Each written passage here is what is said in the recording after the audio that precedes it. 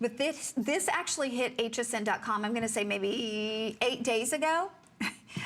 And it's almost sold out. Like, we won't get to talk about this one for very long. So not only are you getting, listen to this, almost 30 carats of amethyst, but you have this beautiful swaying motion of those amethysts that are surrounding the center stone. And this is all in 14 karat rose gold. And we are doing it not at that appraised price of almost $4,500. This is yours today at $350 on FlexPay. Or of course, if you have your HSN charge card, you can do the extra FlexPay, but we have seriously one in each size, Jean. Now this is, I've never seen a ring like this. Well, the idea was to obviously create something that's really sizable. Center stone, a rare center stone. The diamonds and precious stones in general are priced based on how rare they are.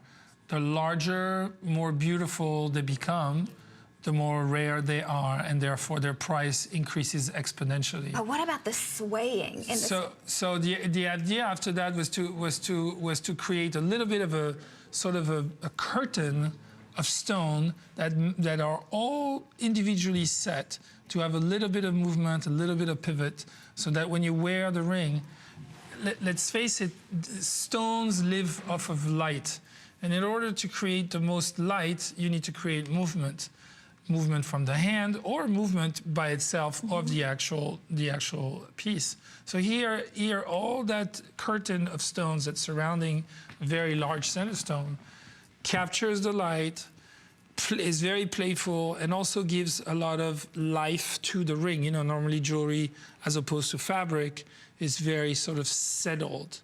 You know, it's like the metal is hard and everything is settled. It's hard that it's rare that things move. In this case, you know, you get a lot of movement. Okay, well, this is officially last call with less than a minute remaining. We have we don't even have one in each size at this point, so check with your sales representative.